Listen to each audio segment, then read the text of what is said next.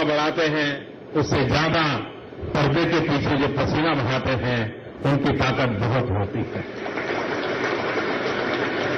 और ये वो लोग होते हैं जो कभी टीवी पर के स्क्रीन पर दिखाई नहीं देते। ये वो लोग होते हैं जिनको कभी माला पहनने का सौभाग्य नहीं मिलता। ये वो लोग होते हैं कभी अखबार की सुर्खियों में उनका नाम पर कहीं छपता नहीं है। और ऐसे लक्षण भी लोग होते हैं जो इस प्रकार से तपस्या करते हैं, न कभी वो टिकट की कतार में खड़े रहते हैं, न कभी उनके जीवन में इस प्रकार का पद की शोभा बढ़ाने का अवसर मिलने वाला है। उसके बाद भी भारत माता की जय इसी एक संकल्प की पूर्ति के लिए जी जान से जुटे रहने वाले लक्षावधि कार्यकर्ताओं का भारतीय जनता पार्टी के पास होना, ये अपने आप में हम लोगों के लिए गौरव और सौभाग्य की बात है। ऐसे कार्यकर्ताओं के परिश्रम की बदौलत ये विजय सिर्फ प्राप्त होती है। मैं उन सभी कार्यकर्ताओं को हृदय से अभिनंदन करता हूं। इस चुनाव के कार्यकाल कई कार्यकर्ताओं ने अपने प्राण भी खोए हैं।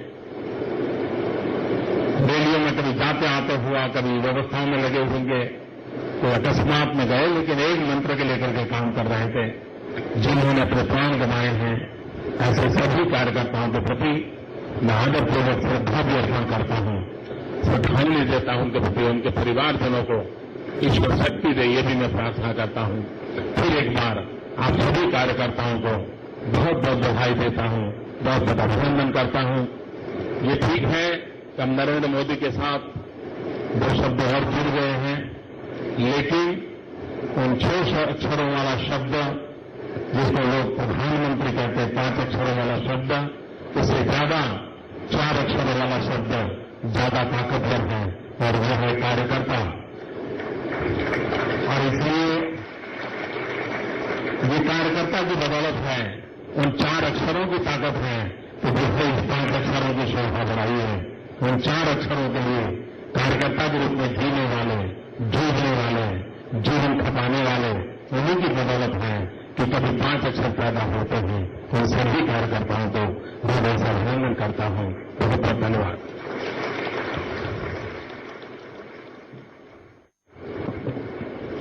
धन्यवाद आदरणीय मोदी जी, आपके भावनापूर्ण मार्गदर्शन हम सबको मिला।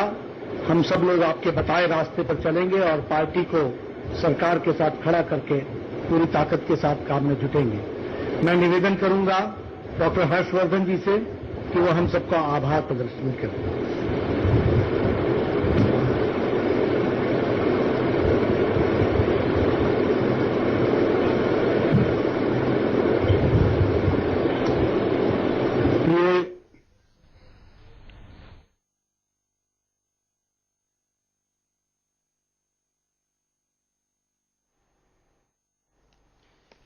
तो अभी आपने देखा पहली बार 11 अशोक रोड पर प्रधानमंत्री नरेंद्र मोदी प्रधानमंत्री बनने के बाद पहुंचे और प्रधानमंत्री ने पहली बार कार्यालय पहुंचकर अपने कार्यकर्ताओं को संबोधित किया। स्नेह मिलन कार्यक्रम के दौरान ये नरेंद्र मोदी ने अपने कार्यकर्ताओं को संबोधित करते हुए कहा कि चुनाव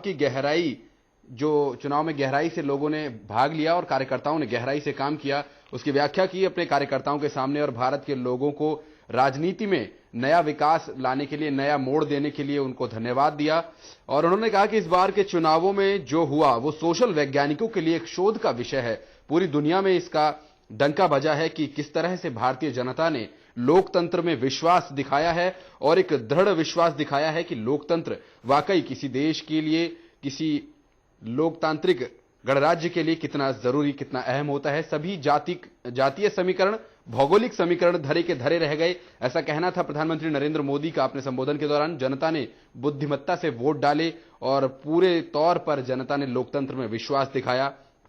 प्रधानमंत्री नरेंद्र मोदी ने आगे बोलते हुए कहा कि हमारा दायित्व है कि हम जनता की उम्मीदों पर खरे उतरें, क्योंकि जिस तरह से उन्होंने चुनावी वादे करके प्रधानमंत्री पद हासिल किया, उसके बाद अब वो कहीं ना कहीं इस बात पर विचार कर रहे हैं कि जनता की उम्मीदों पर वो खरे उतरे। और उन्होंने आगे बोलते हुए कहा कि उनका ये हमेशा से ध्यान रहेगा और वो इस चीज को ध्यान में रखेंगे कि चुनाव जीतने के बाद जो भारतीय जनता है वो इस तरह के व्यक्ति को पसंद करती है या कभी नहीं भूलती जो उनकी उम्मीदों पर खरा उतरता है। और भारत की जनता स्वार्थी नहीं है, उन्होंने ऐसा कहा। उन्होंने ये भी कहा कि देश का विकास करने वालों को भारत के लोग कभी नहीं भूलते और निष्ठापूर्वक प्रयास करने वालों को भारत की जनता पलक पावड़ों पर बिठा कर रखती है। देश के सामान्य लोगों का लोकतंत्र में विश्वास बढ़ना बहुत ही सकारात्मक घटना है, ऐसा प्रधानमंत्री नरेंद्र मोदी ने कहा अपने संबोधन के दौरान 11 अशोक रोड बीजेपी कार्यालय पर स्थित वहां पर अपने कार्यकर्ताओं को स्नेह मिलन एक कार्यक्रम है जिसमें प्रधानमंत्री बनने के बाद नरेंद्र मोदी ने पहली बार अपने कार्यकर्ताओं को संबोधित किया और उन्होंने कहा कि सार्क देशों को निमंत्रण देने पर पूरी दुनिया में चर्चा हो रही है। जी हां, क्योंकि सार्क देशों को प्रधानमंत्री पद की शपथ ग्रहण समारोह में निमंत्रण देना एक पहली ऐसी घटना थी, भारत के इतिहास में पहली बार हुई थी। इससे पहले किसी भी प्रधानमंत्री ने इस तरह का कदम नहीं उठाया और यह बहुत ही फ्रेंडली फैसला लिया गया जो कि नरेंद्र मोदी की बहुत दूर की और बहुत गहरी सोच रही। जाते जाते उन्होंने कहा कि पर्दे के पीछे काम करने वालों की असली मेहनत होती है और ऐसे लोगों का बीजेपी में होना गौरव की बात है। कहीं ना कहीं बीजेपी का चुनाव जीतना और प्रधानमंत्री नरेंद्र मोदी का प्रधानमंत्री बनना, इसके पीछे जो लोग काम कर रहे थे, इसके पीछे की जो पूरी रणनीति पर काम करने वाले लोगों का नरेंद्र मोदी ने तहे दिल से शुक्रिया अदा किया और इस पर गौरव भी जताया कि इस तरह के लोग बीजेपी में, इस तरह के कार्यकर्ता बीजेपी में मौजूद हैं। और कहीं ना कहीं प्रधानमंत्री बनने के बाद नरेंद्र मोदी के दिल में यह बात है कि भारत की जनता को जिस वादे के साथ उन्होंने अपनी तरफ आकर्षित किया था और उसी आकर्षण को बनाए रखने के लिए वो कहीं ना कहीं जनता की उम्मीदों पर खरे उतरेंगे। आपको बता दें कि पहली बार बीजेपी कार्यालय पहुंचे प्रधानमंत्री बनने के बाद नरेंद्र मोदी और उन्होंने वहां पर स्नेह मिलन कार्यक्रम को संबोधित किया जिसमें उन्होंने चुनाव से लेकर के अब प्रधानमंत्री बनने तक की सभी बातों पर प्रकाश डाला और राजनीति में जो भी कुछ हुआ उस पर विचार रखे।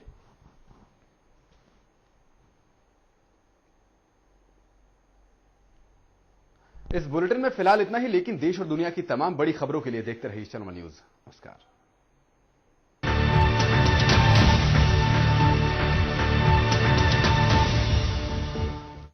मैंने अपने जीवन में 25-30 साल के बूढ़े देखे हैं जो जीवन में समझौता करते हैं, रुकते हैं और बिकते हैं, और मैंने जीवन के अंदर 80-90 साल के जवान देखे हैं जो न रुकते हैं, न थकते हैं, न बिकते हैं। जवानी की परिभाषा आयु से नहीं बिल्कुल नहीं होनी चाहिए। देश की बात शांता कुमार की कुमार राकेश के साथ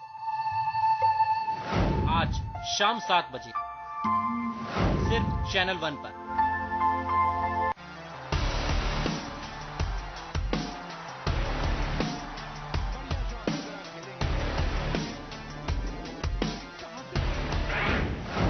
कौन बनेगा चैंपियन, देखिए शाम 7:30 बजे सिर्फ चैनल 1 पर।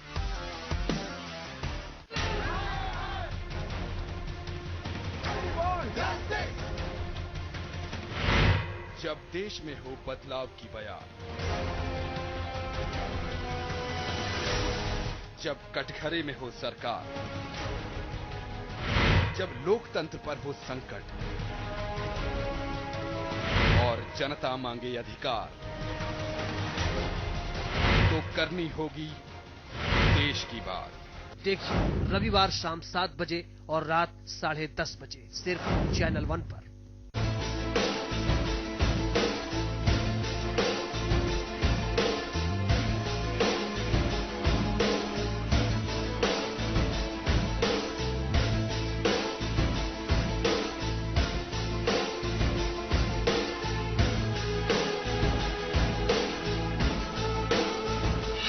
देखिए खास बात ब्रजमोहन सिंह के साथ हर रविवार शाम 6 बजे सिर्फ चैनल 1 न्यूज पर।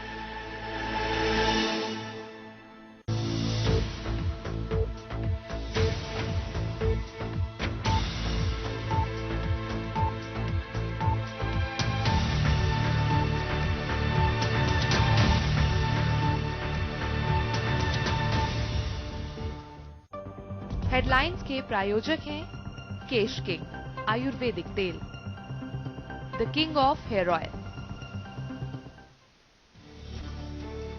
नरेंद्र मोदी ने फटकार लगाई तो बीजेपी एमपी प्रियंका सिंह ने पिता को पर्सनल स्टाफ से हटाया। पीएम ने पहले ही हिदायत दी थी रिश्तेदारों को पर्सनल स्टाफ में रखने की।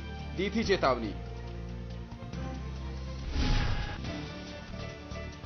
राजस्थान कांग्रेस विधायक भंवरलाल शर्मा पार्टी से सस्पेंड। भंवरलाल ने राहुल गांधी को जोकरों की कंपनी का एमडी कहा था। भंवरलाल ने कहा था, कई कांग्रेसी नेता मेरे पक्ष में।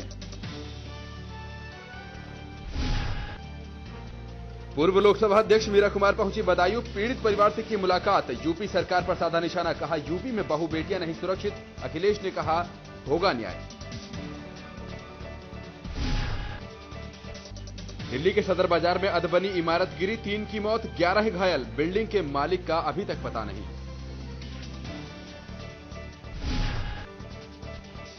और प्रीति जिंटा के किंग्स 11 पंजाब और शाहरुख खान के केकेआर के बीच आईपीएल का फाइनल। केकेआर के रॉबिन उथप्पा और पंजाब के सहवाग के अलावा मैक्सवेल और मिलर पर रहेंगी नजरें।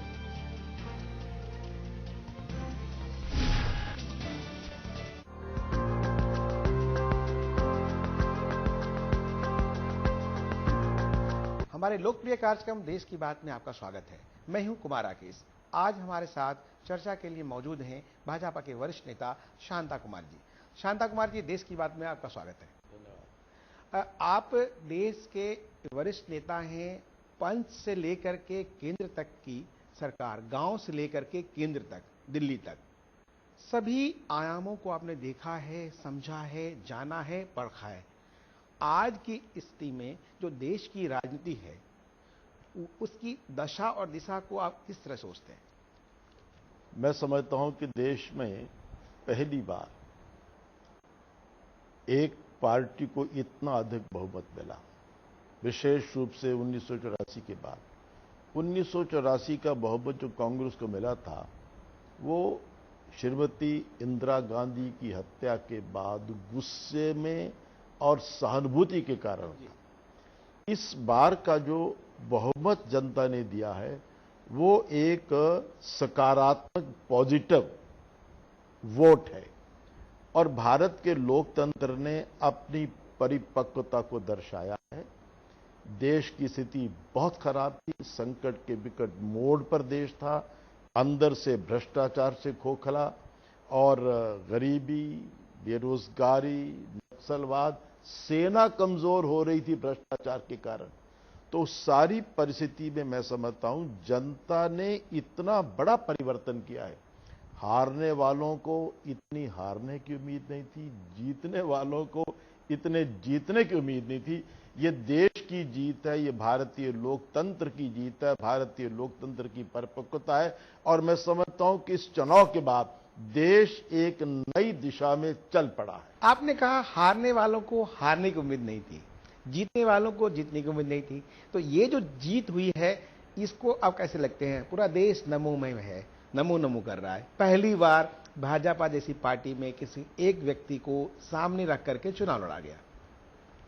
निश्चित रूप से देखिए, ऐसा था कि स्वामी रामदेव के काले धन के खिलाफ आंदोलन के समय अन्ना हजारे, स्वामी रामदेव द्वारा चलाया गया आंदोलन, जी जी जी जी, स्वामी रामदेव जो चलाया गया आंदोलन, रामलीला ग्राउंड पर बैठे, सरकार इतनी परेशान होगी, इतने 3 मंत्री उनको लेने के लिए आए।